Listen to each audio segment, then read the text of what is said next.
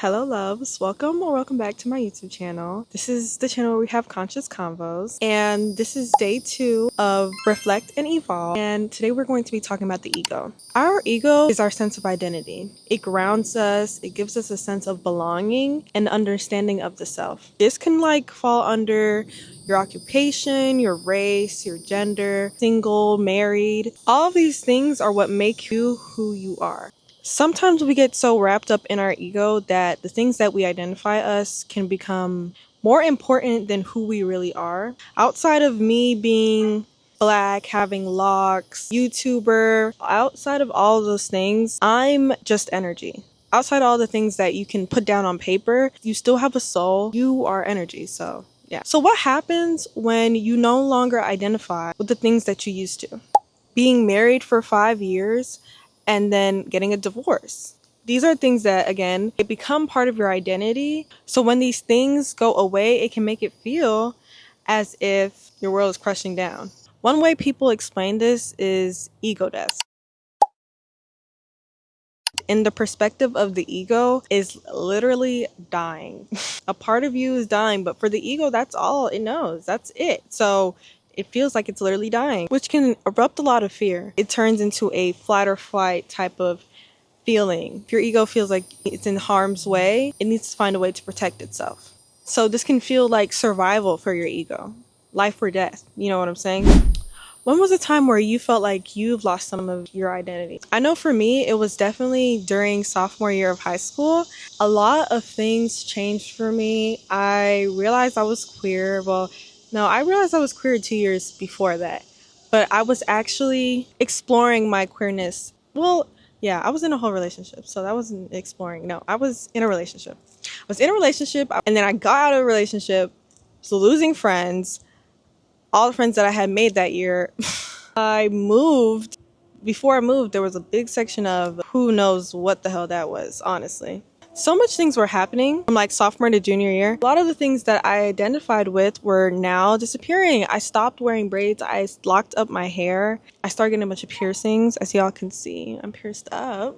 My sense of identity kind of changed. I started losing a lot of things that I thought were going to be in my life forever. It took me down a dark place. But what I ended up realizing out of that whole experience of basically my world crashing down and me feeling like I lost a sense of my identity, I literally felt like I did not know who I was anymore. It made space for the person that I was becoming, the person that I am today. What you'll notice about ego deaths and losing that sense of you, in a sense, we are steady evolving. We're never going to be the same person forever. At our core, we are going to always be the same soul, but we're forever evolving. What you'll notice is that you're making room for something new, something better, something greater. And depending on how big it is, you might need a lot more room. And another thing that you'll notice is that you didn't actually die. And I think the more ego deaths we have, the more comfortable we get with the fact that we are constantly learning ourselves. It's not something that now we know ourselves best, but we are constantly learning ourselves more. Having that awareness and perspective and understanding that your ego is not out to get you, it's not bad or good. It just is. And it's another thing that's just trying to protect you in the best way it knows how to. So now the affirmations that I have for today is the ego is neither good or bad. It coexists with the soul. I am limitless. I understand that my ego is just trying to protect me in the ways it knows how to. I respect it while also not letting it run my life.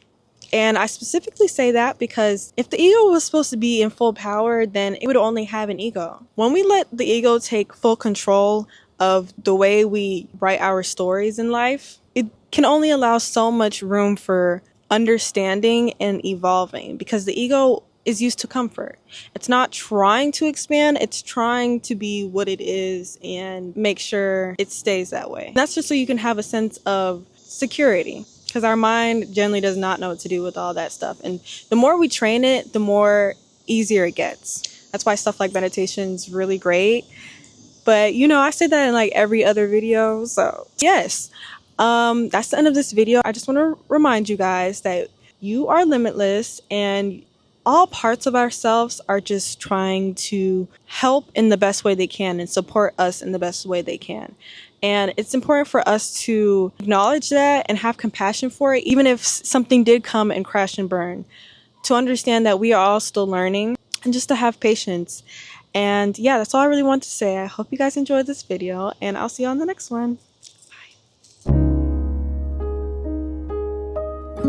Bye.